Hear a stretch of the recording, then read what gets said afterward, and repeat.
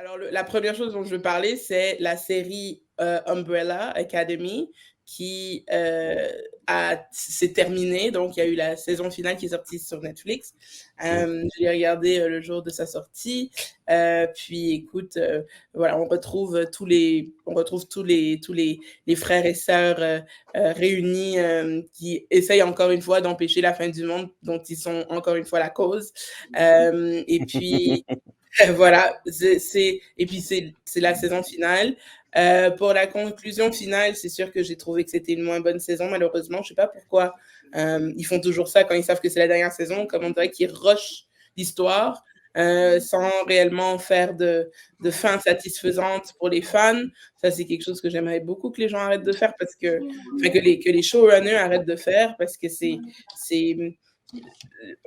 dans une ère où on a du X-Men 97, où on a du The Boys et des trucs comme ça. Enfin, on est capable de faire mieux et pour les fans, on peut faire mieux. J'ai été déçue de la façon dont la deuxième saison aussi de House of the Dragon s'est déroulée, mais ça, on en parlera une autre fois. Mais voilà, ça fait un peu de déception en même temps. Donc voilà, c'est sûr que c'est dommage, enfin, c'est triste de les laisser partir, hein, ces personnages, dans le sens où, bon, bah, ça y est, c'est fini la saga, il n'y aura plus de série.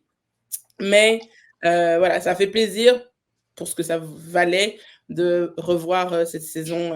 Donc en fait, voilà, là, c'est pour en faire un très très court résumé, toute la gang de Umbrella Academy a réussi à échapper à une fin du monde dans la saison 3. Ils se retrouvent dans la saison 4, ils n'ont plus de pouvoir.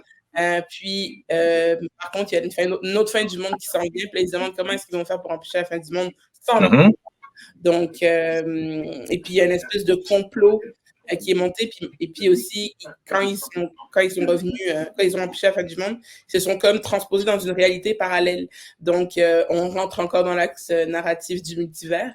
Ça aussi, il va falloir que les gens se calment avec ça, on a compris. On peut pas emprunter le multivers pour tout et le remettre à toutes les sauces parce que ça va pas le faire. Je dis, ça va pas le faire. Donc, on finit là-dessus.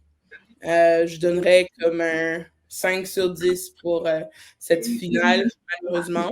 Mais il y a plusieurs personnes qui ont dit que c'était pas génial comme saison 4. Là. C'est ça, c'est tout de même divertissant pour les divertissements, mais encore une fois, ils resservent beaucoup la même chose. Il y a toujours un moment de danse, puis de chant, puis de trucs comme ça, ce qui est agréable, hein, puis ça fait découvrir des nouvelles chansons. Moi, j'ai découvert plein de nouvelles chansons grâce à cette série, mais voilà. Non, c'est pas série, pardon. Excusez-moi. J'ai mon série qui se met en route. Non, voilà. Bref, je voulais juste dire ça par rapport à Umbrella Academy, donc ça vaut la peine d'être regardé. Puis là, de toute façon, toute la série est disponible sur Netflix maintenant.